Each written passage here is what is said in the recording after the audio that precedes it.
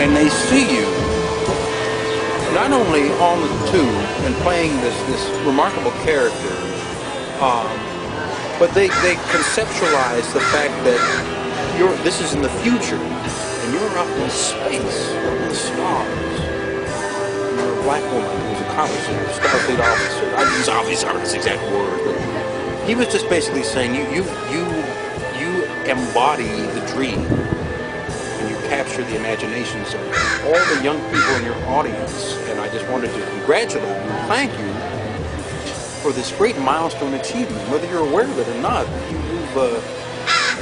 you're doing a remarkable thing, playing this role and playing it so well. And I wanted to tell you that. And I imagine she was speechless, you know. No doubt. Yeah, and I always got that. And the reason that what I said earlier about different spectrums, you have if you use my imagination, you have Lieutenant Uhura. She's in her Starfleet uniform. So it's a little pendant, you know, or the little insignia, you know. She's all in her uniform. And then you have Dr. King, probably wearing probably a '60s cut conservative suit, because he always dressed very conservatively. You know, definitive early to mid '60s suit, and you have the two of them in the same vicinity, and just in the mind's eye of like the past meeting the pseudo future. I always got a kick out of imagining that. Where's that from? What's that? Did you read about this? I happened to see part of a documentary once, and I thought, well, that's real interesting. And then I was in a thrift shop, and I saw, you know how they open up a book and put it on top of to like face it. And I thought, hey, that's a woman's autobiography. Let me see if that's true. When I take it out and I look at the index, Dr. King, Dr. King, Dr. King. Let me put this. So I read her actual account. That's exactly what happened. Yeah. I thought that was a hell of a story. It's awesome. You know? That was really interesting to consider. It is great. Meeting of the minds sort of a thing. Yeah.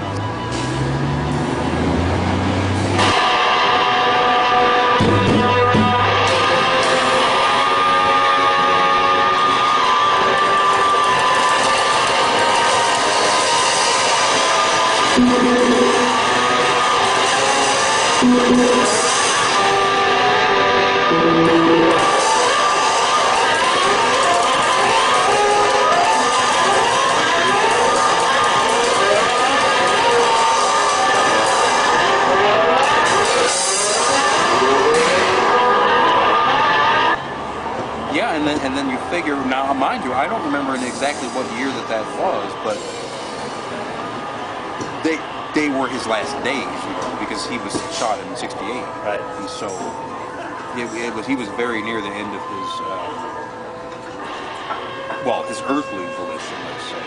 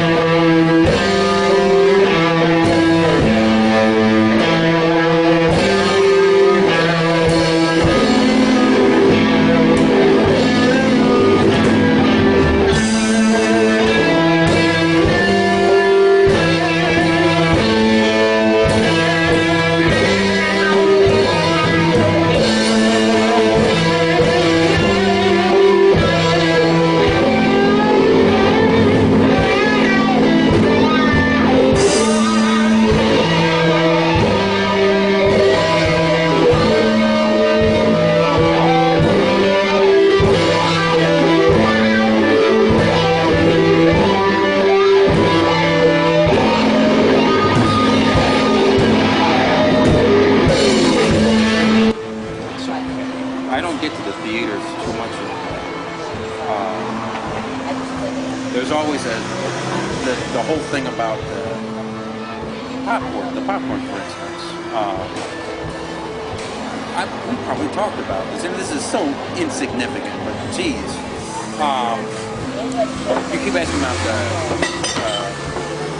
Gina. She used to live near that Laurelhurst. We went to see. She got like a promotion or a job or something. She wanted to celebrate. She said, "Let's go out to the movies. It's going to be my treat. We'll go see the movies, and you know what? I'll even make history, and we'll actually, mortgage the house and buy some snacks at the concession stand." Now it had been a long time since I've been to the theater, and eons since. Look, she just smashed into the car there. Nuts. Well, who gives a damn? Anyway, eons since I had. Hey, they call them bumpers for a reason. No, actually, you're an ambulance chaser. She didn't realize the problem.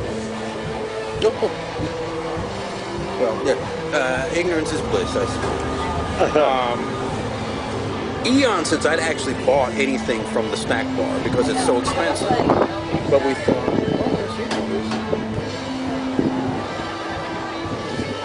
I'm sure my car. That's plowed into it. I'm sure it's fine.